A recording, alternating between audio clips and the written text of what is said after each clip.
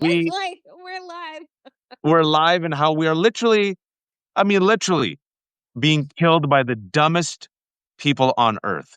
This is what happens when you have a podcaster who shit talks and promotes conspiracy theories with no law enforcement background become the head of the FBI.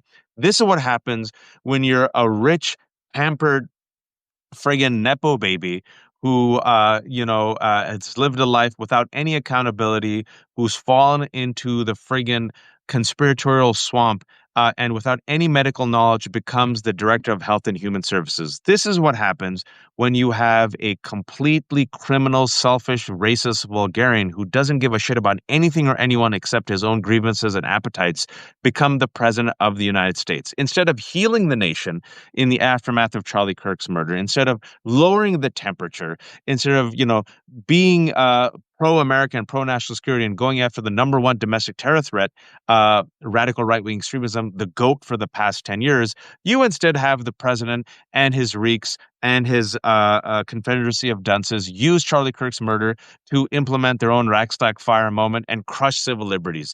You have Kash Patel and his incompetence promoting lies and conspiracy theories that have now fractured even the MAGA base. We'll get into it because it's delicious. And now today, because the Senate and the House are finally, doing their job, you get these people in their own words. I don't know if you've all seen it. If you haven't, just save your brain. Kash Patel being asked simple questions, not answering, shit talking, and Dr. Monera is coming off very polished and giving a very smart step-by-step analysis of how RFK essentially is going to kill us with his anti-vax bullshit. There's so much to unpack. It didn't have to be this way, Danielle. And oh yeah, Ezra Klein, mother effing Ezra Klein of New York Times says Charlie Kirk was doing politics the right way, and then he just decided to have a meeting of the minds with Ben Shapiro. We spin the wheel, and wherever it lands, Danielle, where do you want to take it? Let's start with the fracturing of MAGA, because I think that is fantastic. So I said this earlier when I was on a live with our friend Jared Yates Sexton. And, Waj, what I found so fascinating is that Charlie Kirk wasn't even buried yet. And MAGA was vying for his audience. And JD Vance rolled right into his hosting seat to try and take over his millions of followers and redirect them off of Epstein, off of Israel and Gaza, which is exactly what Charlie Kirk was talking about, where he diverged from the rest of MAGA, what he was directing his Turning Point USA folks to and the Charlie Kirk show towards.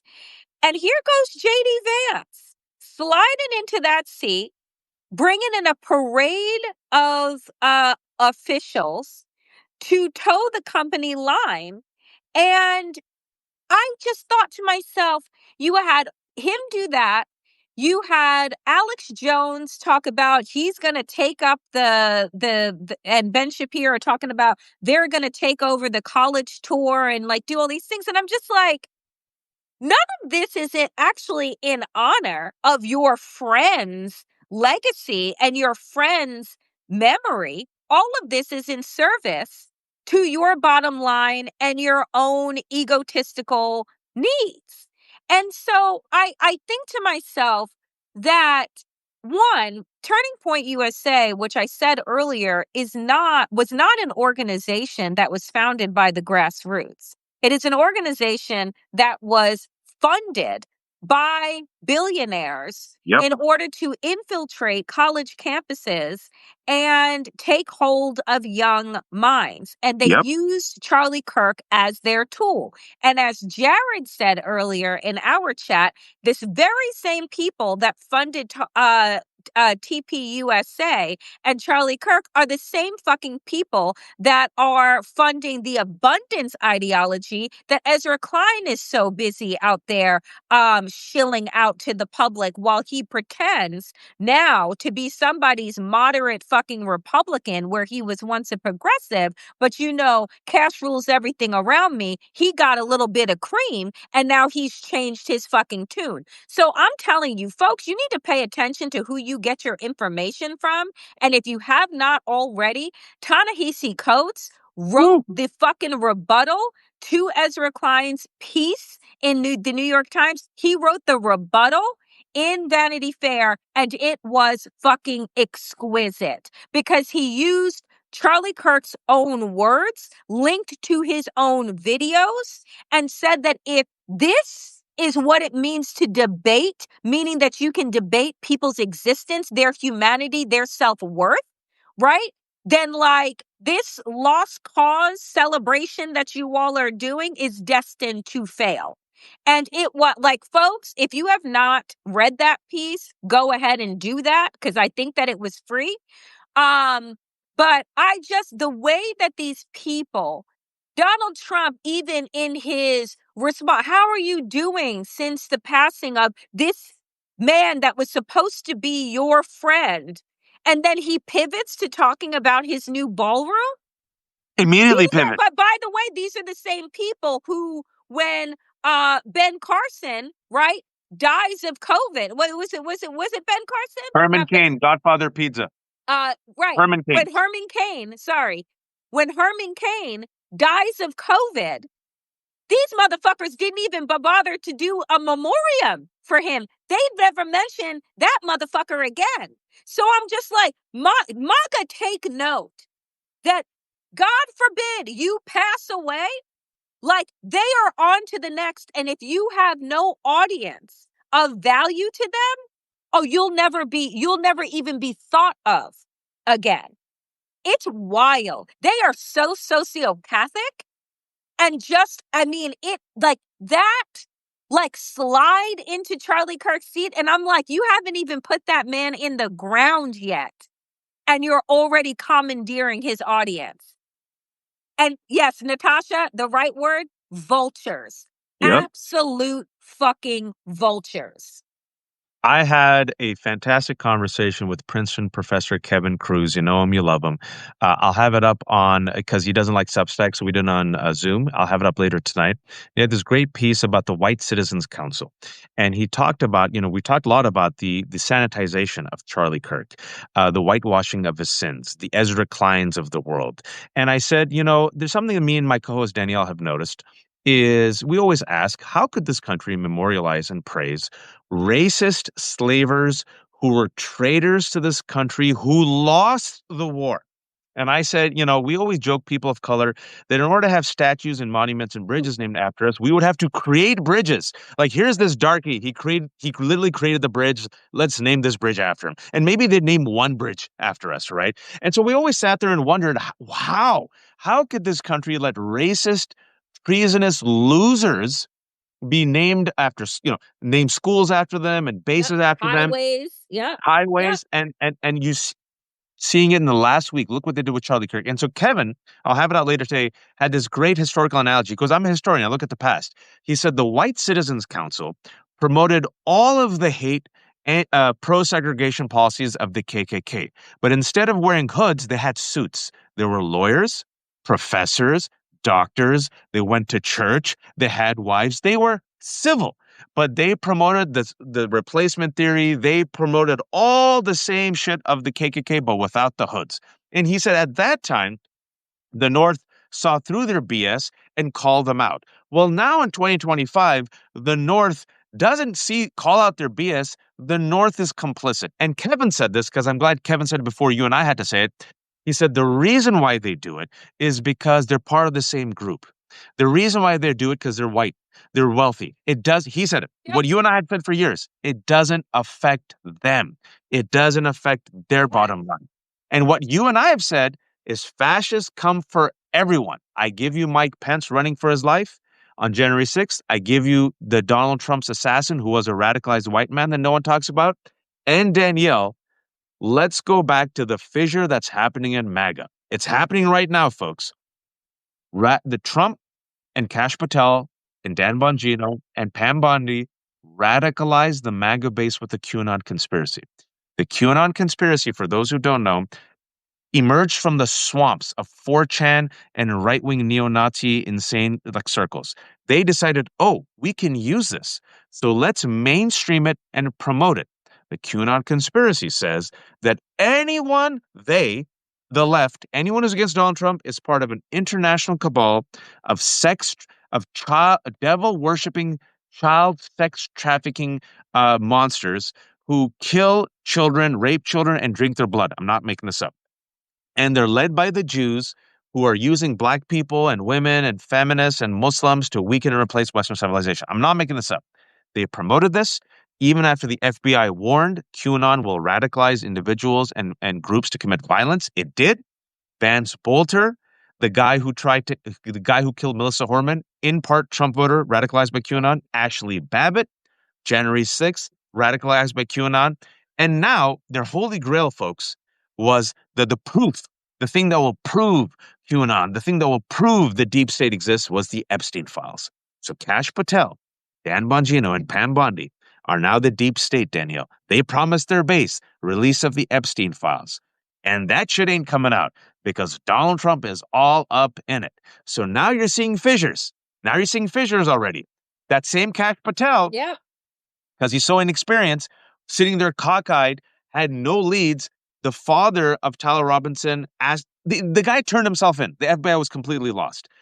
Now the narratives are coming out because Donald Trump and the right wing used it as their Reichstag fire movement, right? They blame the left and transgender ideology. Whoopsie. What we found out so far is Tyler, he might be gay. He ain't transgender. There ain't no such thing as transgender ideology. There's no proof he's Antifa. There's no proof that, he's a hardcore right wing or a hardcore left wing. Now, if you've noticed on internet, they've gone super quiet.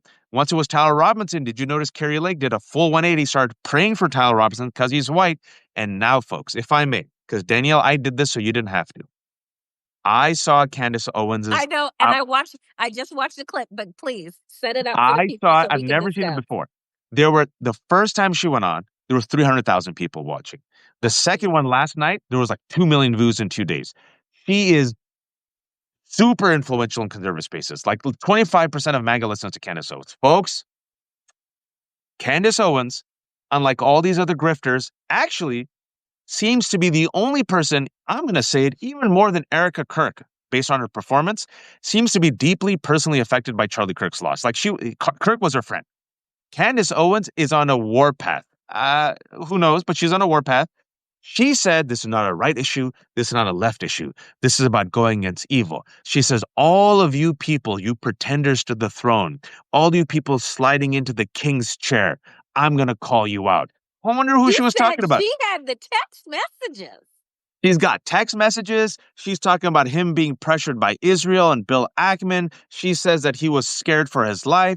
He came out yesterday and says, I don't believe it. Look at these texts. Look at these texts. Where's the timestamp? There are no timestamps, that they were all taken out of context, that the Department of Justice and the FBI are trying to create this narrative. And she said, do not trust them. And 2 million people have tuned in. Now, here's my thing. Candace Owens, for whatever she is going through, she has lost her friend. And what she has known for a long time, right? When she got fired from the Daily Caller and launched her own show, is that there are in fact snakes inside of MAGA who do not actually give a shit about America first. They actually do not give a shit about making America great again. Like, I mean, we know this, right? But what is funny to me is that she's like, and if they come for me next, they come for me, but I'm going to tell the truth. And I was like, girl, I know that you don't know, but you absolutely are Black and a woman, and they absolutely will come for you because your audience is just as big and influential. And basically, you tell me if I'm wrong, Wash, but the framing that she set up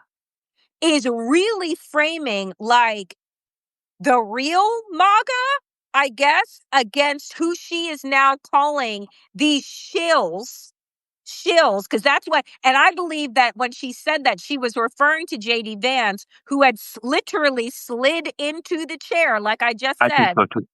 calling them shills and saying that she will not let it rest. And I said, ooh. Yeah.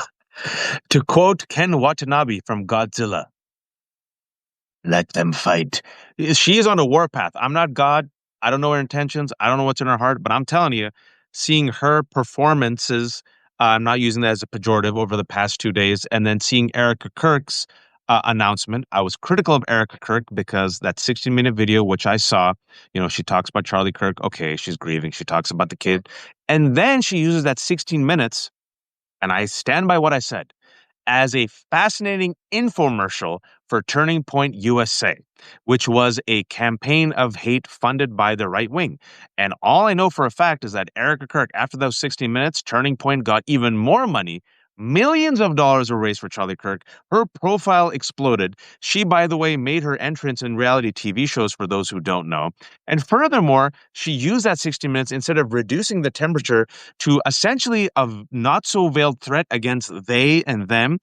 And by that time, Tyler Robinson was already the suspect. So there's no they and them. There was Tyler Robinson, but she was echoing the they them threat of Pam Bondi, Stephen Miller, J.D. Vance against the left. And then she promoted Christian nationalist rhetoric and talked about not just political warfare, spiritual warfare. So I stand by my critiques. Her address was hella disturbing for a grieving widow. Candace Owens has now taken it. And then, again, I don't know Candace, her intentions, but I will say, watching both of her videos, she actually is the only person in that entire orbit who seems to be actually really upset Actually upset.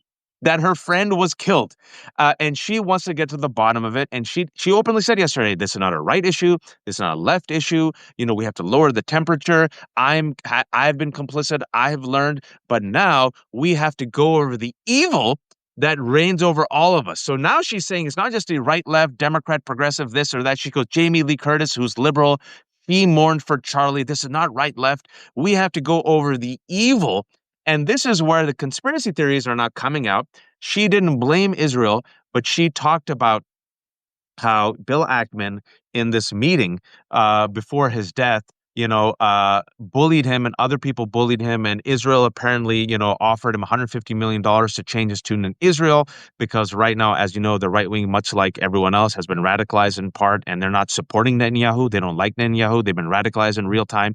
And she said, I have the text where Charlie felt threatened for his life because he wasn't toeing the line for Netanyahu. He loves Israel, but he didn't like Netanyahu. And Bill Ackman threatened him. I have all the texts and I'm going to get to the bottom of it. And Seth Dillon, I knew you were there. So now you're seeing this massive rift, right? Now, yesterday she doubled down and says, I don't believe this. I don't see the timestamps on these texts. I think there might have been more than one shooter. I think there's other things at foot. It even gets better, folks. Let's just enjoy some stuff, folks, if I may. Not just Candace Owens. You know who also doesn't believe Kash Patel and the FBI right now? Michael Savage doesn't. Oh, yeah. Steve Bannon doesn't. Matt Walsh doesn't. And Cat Turd doesn't.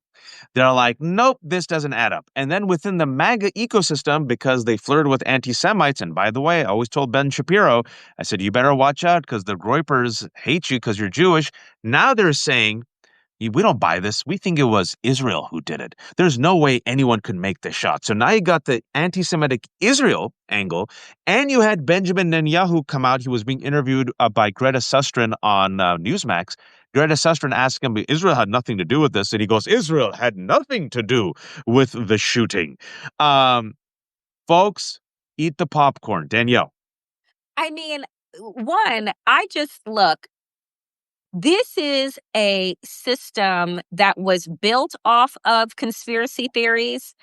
grew from conspiracy theories and has manufactured conspiracy theories. So it is of no surprise to me that all of this is now circulating and festering inside of this fractured place. And the thing is, then you all on top of all of that, because I don't know why I hate myself, but I have watched multiple clips of Nick Fuentes since the shooting, and he is on one. Like, I mean, going after everybody. And so I'm like, you have all of these different groups that have their different anointed leaders that are millions deep, which means that Donald Trump is not their umbrella anymore. And so I guess my question is that what we are seeing is an escalation for attacking the left, because I believe that's where they think that they can unite their base, but their base is actually not even falling for that. Am I wrong? You're not wrong. And yesterday, another one, Tucker Carlson, went against Pam Bondi because Pam Bondi, apparently, as the attorney general, doesn't know how hate speech works. And hate speech is their bread and butter. And it's all overreach. It's overreach by the world's most incompetent grifters, right? That's a common theme. Overreach by the world's most incompetent grifters who have radicalized their base as a weapon and assumed that their base would be the weapon that they can just use as Ottomans against the left. And now, the Frankenstein's monster, you see it escaping the lab and turning on the creator, something that we've always warned about on this show. And you're seeing it all happening this week, right? So Pam Bondi came out, if you recall, I think it was 2 days ago, and said, we're going to go after hate speech and all this is hate speech, and whoever criticizes Kirk is going to be prosecuted. And then they lost Tucker Carlson. And Tucker Carlson came out yesterday. What are you talking about, Pam Bondi? Well, you can't criticize, you can't make hate speech illegal. That's against the First Amendment. And Tucker Carlson now is shifting, right, on Israel also. And Candace Owens is shifting on Israel. So now you have these free speech First Amendment warriors who are saying, Pam Bondi, whoa, you overstepped. She did overstep in her declaration, right? And then it's all projection, because then you have a quote from Charlie Kirk from last year that said, well, hate speech is actually... He said there is no hate speech. There is evil speech. There is this, that speech, but all of it is protected by what? The First Amendment. First Amendment. And you know what? And I will say this, to his point, it is, right? Like, I don't like any of the things that these people say. But in this country, you actually have the right to say it, so long that it does not incite violence, right? Exactly. And even that is a tough threshold, right?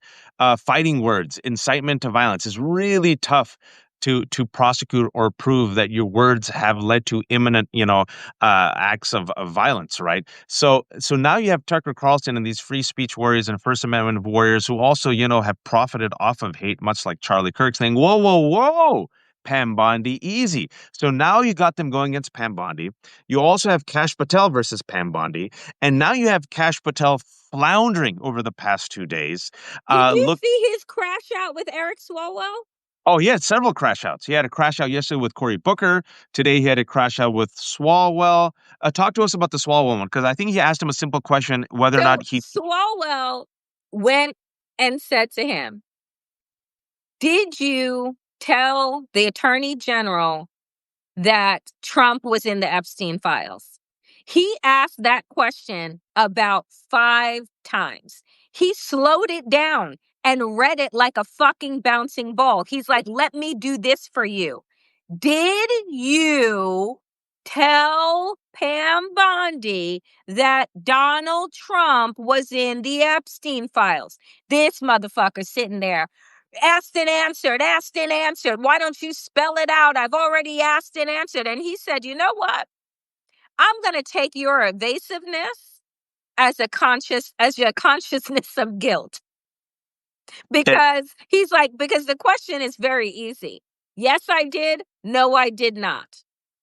And also, folks, it was really smart. I'm glad some Democrats waking up finally, bringing back to the Epstein files, because, folks, over 80% of Americans across the board, Epstein files ain't going away. We've been talking about this. We said they've radicalized their base. This is a weakness. There's three Achilles cankles for Donald Trump: Epstein, the economy, and his health. And connecting it all together, they see the king dying. They see Donald Trump as weak. Another one of their kings was killed, Charlie Kirk. They thought he'd be the next president. So, like you said, they're all trying to shift in because they're all vultures. And I asked Kevin, I said, Kevin Cruz, as a historian, I'll have his piece up later. I said, just look at history in these fascist movements. Danielle and I have always said that fascists ultimately come for others. He goes, I can't predict the future, but looking at the past, yeah, it's the knives out moment. And you're seeing the knives out moment. Charlie Kirk, folks, they were grooming him to be the next president of the United States of America, funded to the tunes of hundreds of millions of dollars, Hundreds of millions of dollars. according to the reporting by Max Blumenthal and what Candace Owens said. Apparently, Israel, realizing how influential he was, trying to get him to be more pro-Israel, was willing to give him $150 million, and he was pressured by Bill Ackman and other billionaires, right? That's how influential he was, right? So now that he's gone, you saw J.D. Vance slide into the chair. You're going to see other people try to become the new Charlie Kirk, right? And Candace Owens ain't having it. It's like saying, can someone replace Charlie Kirk? We'll see. Because Bill Riley was replaced by Tucker Carlson, was replaced by Jesse Waters. I think he'll work in Fox News. I'm curious to see if they can replace Charlie Kirk. I don't think they can replace Donald Trump. And Donald Trump is so selfish and so tired and so old. He's so dumb. Instead of using this as the Rackstack fire moment, which they're trying to do, even Donald Trump can't stay on message. When they ask him, you just have to perform empathy. Notice Donald Trump is incapable of performing empathy. When they asked him about the Epstein files, when they asked him about the girls, and when they asked him about Virginia Giuffre, he couldn't even perform. He goes, he stole from me. And he was talking about Virginia Giuffre. He couldn't even empathize. He couldn't even read off He a said, card. reporter says to him, do you think that maybe you should have lowered the flags at half-mast for Melissa Hortman? Donald Trump then is like, who is that? Oh, you mean the House Speaker who was murdered in her home and her husband? So the reporter goes on and he goes, well, I didn't know her, but the governor didn't ask me. Bitch, we all know that nobody needs to ask the president of the United States to order anything at half-mast. That is your decision to make. He doesn't care. Again, but this is the same shit that he said about January 6th. Oh, I couldn't have called in the National Guard. Who else is in charge of the National Guard? I'm confused. It's a National Guard, right? Like you're the president of the nation. But then all of a sudden you can call in the National Guard to go pick up garbage in Washington, D.C. So again, it's like Donald Trump can't stay on message. He can't perform empathy because he's a sociopath. And his base is fracturing faster than anyone could have imagined it fracturing. And what this moment did, right, I think was create the catalyst, right? And the escalation, not just for their attacks on the left, right? That they're using as a distraction from the fact that what we know about Tyler Robinson is what? From a right-wing, gun-loving fucking family where he was influenced by guns and introduced to guns at a very young age. But we're not going to have that conversation. We're just going to pray for him, right? And so I'm telling you, these things are all adding up. And they're adding up in a way where MAGA is trying to play Tetris and the whole shit is about to come crashing down. I agree with you. The tragedy of this, though, is, and we all knew this was going to happen. It was just a matter of when. But what we've always said is, like Adolf Hitler, he said that the Reich would last for 1,000 years. It lasted for 12. Like a coward, he died in a bunker. But before he died, Danielle, he engineered a genocide and World War II and killed millions of people. My fear is the damage that will be done to the rest of us. And the damage has been done. The damage has been done to trust in the FBI. We'll talk about Kash Patel. The damage has been done to the CDC and National Institute of Health and vaccines. We'll talk about RFK. The damage has been done to U.S. economy. The damage has been done to our allies. People are going to die. But it shows you that he has made it worse because when asked, as some people have mentioned, you must be in a lot of pain over your friend Charlie Kirk and his death. Yeah, I am. Anyway, yeah, did you see all the buildings here? Do you see the millions of dollars in the White House ballroom? And then he couldn't even bother. If he was smart, he was with it. If he cared, if he wasn't so old and tired and selfish, go to the vigil. You're the president of the United No, States. Make, he went make him to the fucking martyr. golfing. And Nick Fuentes said, you couldn't even. Charlie Kirk was this great friend of yours. He was this great young friend of yours that you love so much, and you couldn't be bothered to go to his fucking vigil. You went golfing instead. And I looked at the comments, which I very rarely do with the right wing, because I don't need to poison my space and energy in that way. But I looked at the comments, and these people were angry at Trump. Like, and I'm saying, this is not a good sign. This is No not a good bueno. sign. And speaking about no bueno, um, I just I said no bueno, and all of a sudden I thought Latinos for Trump. It tracks. Came out today. All those Latino voters for Trump gone, gone, back to 2016 Well, are numbers they in 8 gone months. because they're in CCOT, or are they gone No, because they gone in actually? support because Uh, I didn't vote for this shit. Oh my God. Young voters for Trump, gone. He is negative. He's underwater, negative double digits on the economy, negative double digits on Epstein, negative on immigration. He's getting older. And furthermore, RFK and Kash Patel are very unpopular with Kash Patel effed up, one eye in headlights, completely unqualified. Maybe that's probably why you don't have a shit poster without any background as the head of the FBI. You know, the funny thing is, I'm going to take as much cracks on Kash Patel as I can and RFK. Remember that when he was at the press conference and he's like, Charlie, I'll see you in Valhalla, brother. For those who don't know, Valhalla, according to pagan mythology and Vikings, is basically the afterlife reserved for warriors who fall in battle. It's like their version of heaven.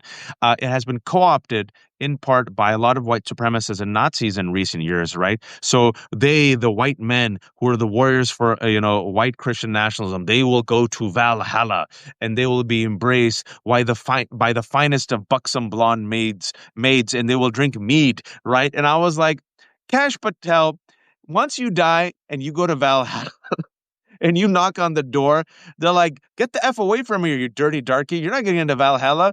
Your name is Cash Patel. You're a Hindu. And he's like, but Charlie. Charlie, he goes, F you. You're not getting into Valhalla, and they'll kick him out. The fact that even in fictional Valhalla, they will not accept Valhalla. Look at what they make you give Cash Patel. And now, floundering for his life. Let's talk about this Dylan Roof comment because it's trending.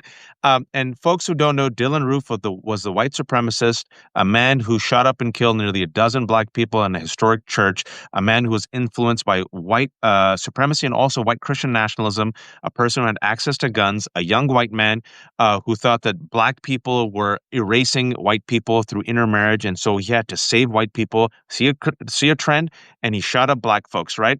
But I'm not the head of. let me just interject real quick because I want people to understand the depravity of Dylan Roof, if you don't remember this. And this happened back in I want to 2015. say 2015.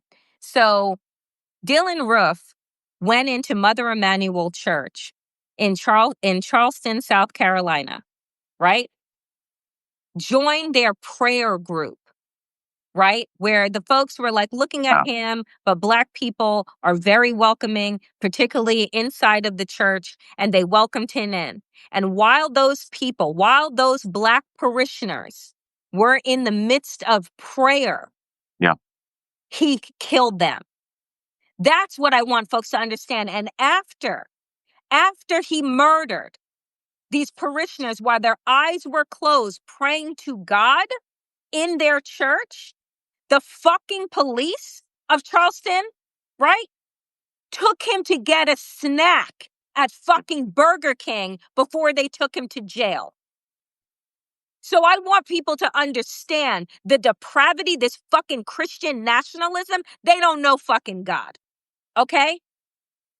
And then on top of which, how it's all interlinked with the law enforcement and how he was treated and brought into the prison with a full belly.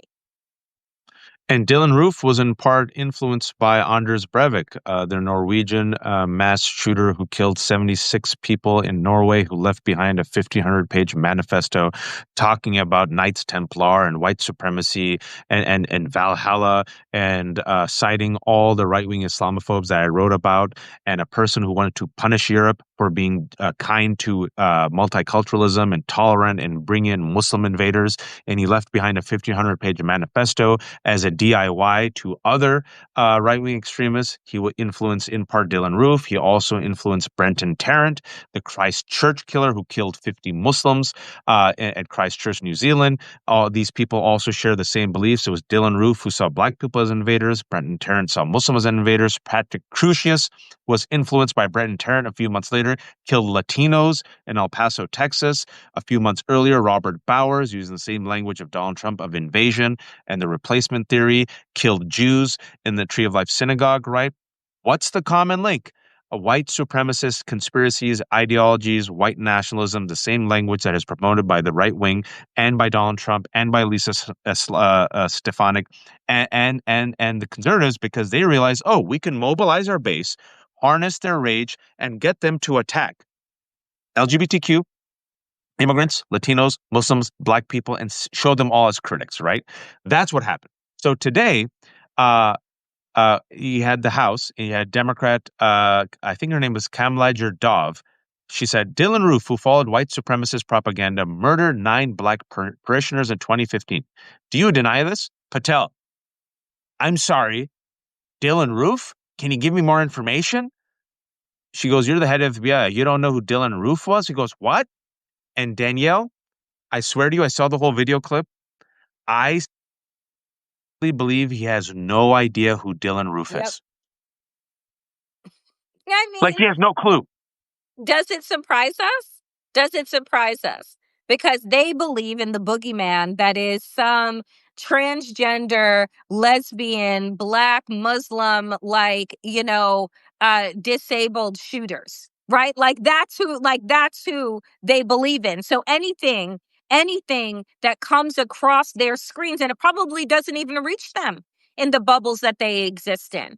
But one would think that when you rise to the level of FBI director, that maybe you would use your time reading, studying, actually trying to be good at your job. But no, you're going to UFC fights on podcasts and on private planes. Like, that's what you're doing. And he You also are said, you are the he also said, hire that should have never been. he said he has not reviewed the entirety of the Epstein files. He has not contacted the survivors. Uh, Maybe you are not qualified for this job.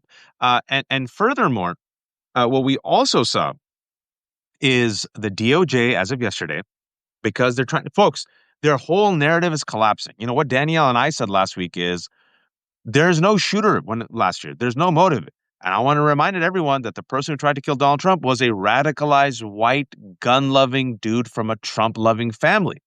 The people who incited the violent insurrection, Donald Trump, the people who came as mob, overwhelmingly white Trumpers who tried to kill Mike Pence and Nancy Pelosi, right?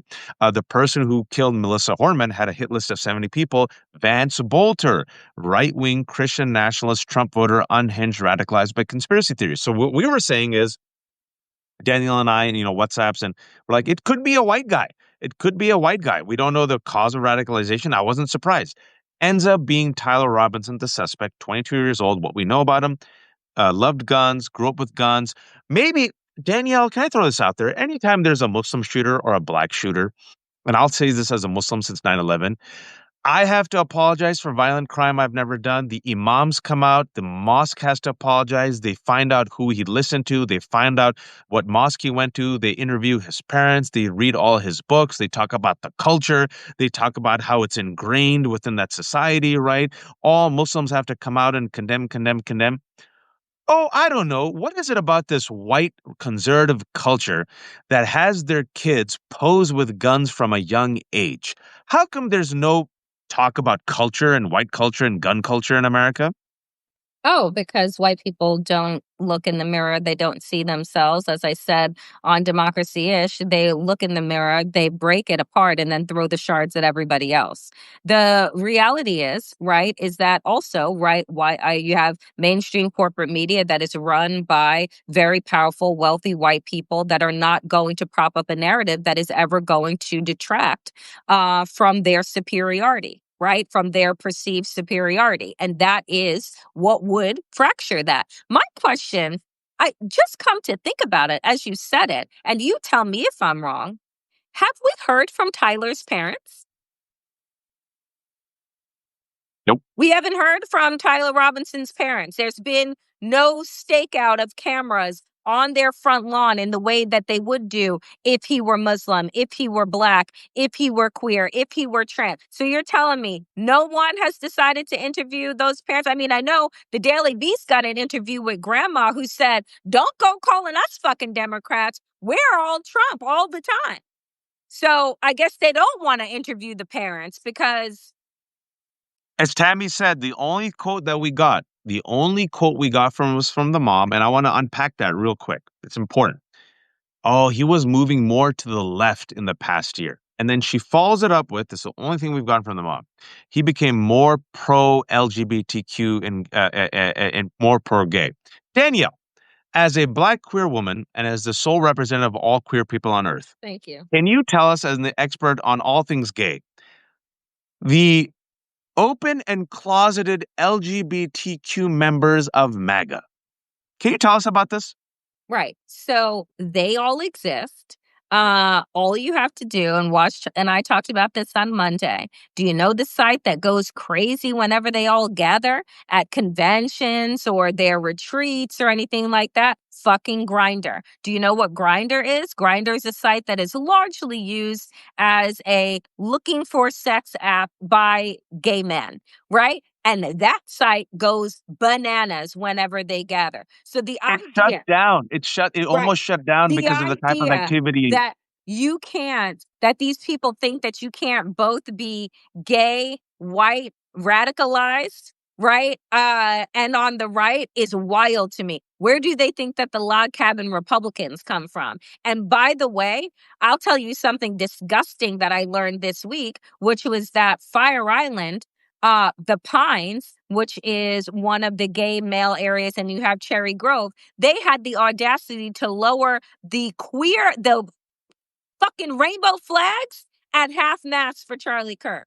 So Wow. what folks do not understand, right, is that not everyone that claims outwardly to be gay uh ain't a racist. Do you know what I'm saying? We got plenty inside of the LGBTQ party. So just to be real fucking clear, I have said this and I'll say it again here because I don't give a fuck. I said that once white gay men who were largely conservative got the right to marry, they would abandon the rest of the issues that impact the LGBTQ community because that was the one thing that was making them second-class citizens next to their straight white peers. They have the money, they have the jobs, but marriage equality was the thing that they put millions and millions of dollars into. And then once marriage equality happened, they could give a fuck about Mm. everyone else. And that was the truth. Woo. Richard Grenell, gay. Scott Bessent, gay. Peter Thiel, who politically groomed J.D. Vance, gay and white nationalist. Stephen Miller, in part, radicalized by David Horowitz, who was Jewish, and Larry Elder, who's Black. And yes, there's also Muslims for Trump. Folks, white supremacy is colorblind. And furthermore, greed and power also don't matter the skin color. The color green trumps all other colors, even white. There are all chickens for Colonel Sanders and all our communities. So when the mom said, oh, he was drifting more to the left, he was more pro LGBTQ, the one I've been on this health site Twitter, and they've been after me. And each tweet I do, like, let me tell you all, MAGA, something you might not know. And even some people on the left, because even some smart writers on the left have been saying, clearly he was a leftist ideology. I'm like, there's no proof that he's either hard right or hard left. The only thing that you have is he was gay. And I need to shatter this myth. Just because you're gay or transgender, I give you Caitlyn Jenner, don't Thank mean you. that you are all of a sudden progressive or liberal, right? So that blows up. Let's talk about another pro-death actor, one of the, I would say, perhaps most dangerous members of the Trump administration, RFK, and what Dr. Susan Moneris said today. Danielle. So basically, she quit her job, resigned, right? Because she refused to go along with RFK Jr.'s vaccine death march, right? And laid out all of the facts there that what he is doing to the CDC, what he has done to the advisory board, what he has gone after in terms of gutting these people who are experts and researchers and doctors and what have you out, all in exchange to put on people who are QAnon conspiracy theorists who believe that vaccines cause you to be trans, cause autism, all things that have been wildly debunked. This is what RFK Jr. is about, and she came with the receipts. And it is very clear that RFK Jr., the CDC, who is also, right, which you talk about, Waj, tied up in the eugenics ideology, is essentially trying, I presume now, just trying to quote unquote thin out the herd. They don't care who goes. Do you know what I'm saying? And so knowing this, they're all vaccinated, right? Their kids are vaccinated, their grandkids are vaccinated, but they're going to ensure that you are not.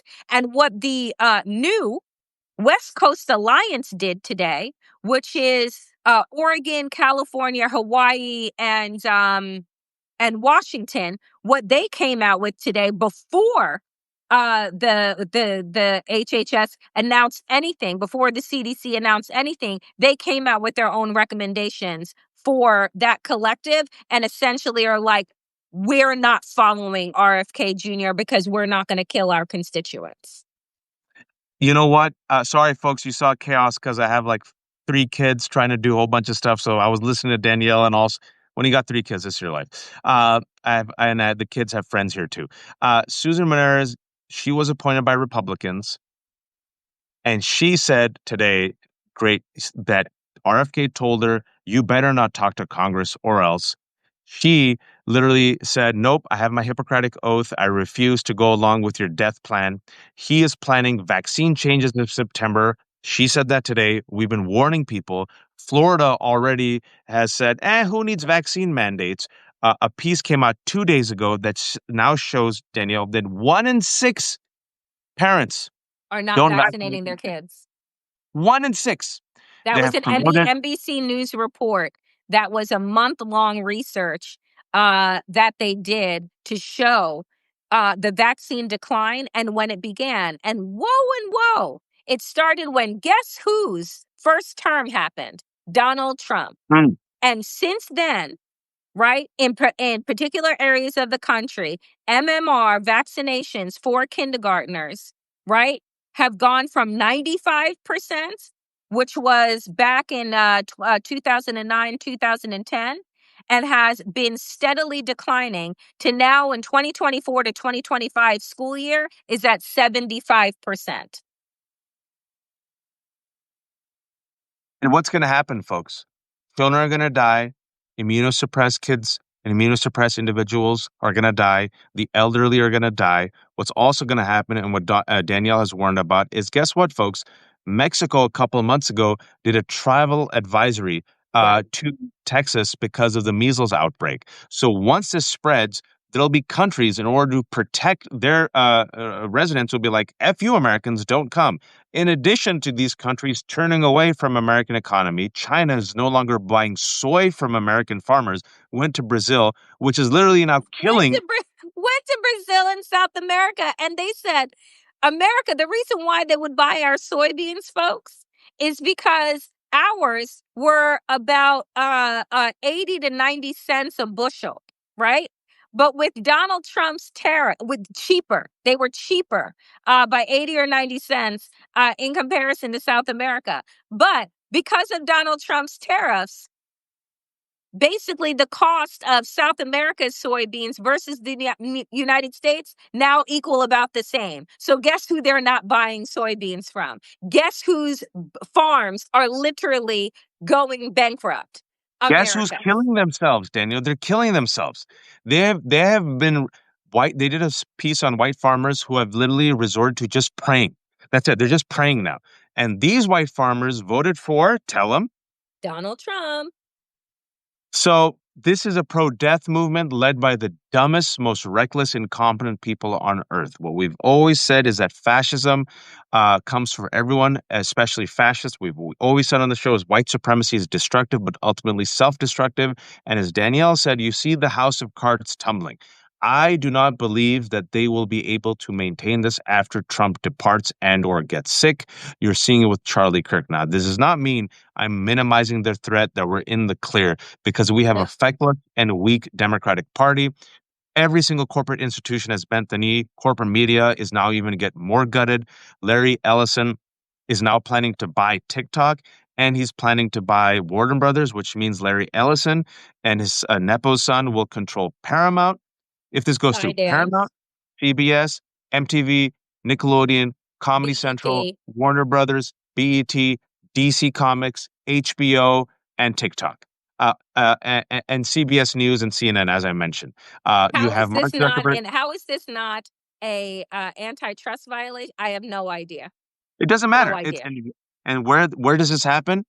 Russia, Hungary, India, oligarchs, the fascists and his friends gobble up all the media. They gut the institutions, they gut the courts, they gut the universities, they take over the cultural institutions. That was the last peg that Trump didn't do, that Hungary did, which is the co-opting of Kennedy Center. If you read the tweets from the Kennedy Center, it seemed like Kash Patel wrote it in service of Charlie Kirk, who was, and I will say, a hate monger. You can and should adequately and accurately reflect the way a person lived their lives through their words and their rhetoric. You can condemn the murder, as we both have. You can say it's terrible that he's left behind a widow and a child, but also he lived his life in such a hateful way. To whitewash it and sanitize it is to do bullshit propaganda, which is what Ezra Klein and all these other privileged white men and women are doing, because the hate didn't affect them. As I've said to you all before, when I was at CNN for a year in the green room, all of these people were buddies. They all laughed it up. They went to the same parties, went to the same golf clubs, went to the same churches, went to the same synagogues, married each other, cheated on each other. It was all a big club, and none of you were invited to it. And Donald Trump was a game to them. It was economic anxiety. Oh, we could get on TV. Oh, we can make money, because it wouldn't bother us. But guess what? 2 years ago, Mitt Romney said in his biography, he had to hire extra security. And he said his Republican colleagues weren't afraid of left-wing violence. You know what they were afraid of? Right-wing violence. And Eric Swalwell 6 months ago said, my Republican colleagues are afraid of their own base. And you saw the base come for blood on January 6th. You saw a member of that base try to kill Donald Trump. And now that base is splintering because they've radicalized the monster. They used it as a weapon and are still using it right now as a rack stack fire to come after all of us. But they've overreached and they're incompetent and they're reckless. And they thought they could control the Frankenstein's monster. The monster has escaped the lab. Candace Owens, folks, is on a warpath for the 1,700 people joining us. Candace Owens doesn't buy the FBI theory. Cat Turd doesn't buy the FBI theory. Steve Bannon doesn't buy the FBI theory. Matt Walsh doesn't buy the FBI theory. Tucker Carlson went after Pam Bondi for overreach on hate speech. JD, can I ask you this question? This is dark humor, but I'll go there. We're just joking about this. JD Vance, who slipped into Charlie Kirk's chair and took over his podcast to promote himself and tried to co-opt Charlie Kirk's audience. That's why he did it, folks. JD Vance has a brown wife. Her name is Usha Vance. JD Vance's kids are brown kids. Nick Fuentes has said, you know what? He has brown kids and a brown wife. He's not one of us. He's replacing white Americans. I wouldn't leave it past JD Vance that if Trump dies and he becomes the leader, he will drop Usha he will drop kick her and try Drop to kick hook her. up with Erica Kirk. drop kick her. It would, I mean, that would be like, as the MAGA churns, like that would be the soap opera of soap operas, and they would make it work. Because all of them are on like their third, fourth, and fifth wife. So it's not as if that matters to any of them. The sanctity of marriage, let's all be clear, right? So yeah, I absolutely believe he gets into Donald Trump's shoes. Oh, that wife and those kids, bye-bye. They're gonna drop kick both Kash Patel and Usher Vance to the gates of Valhalla, where both will be rejected and sent back to America with me and Danielle. That's what's gonna happen. And you know what? One of these has got to go. Kash Patel or Pam Bondi, I think one of them's gonna go. Like this ain't going well for Donald Trump.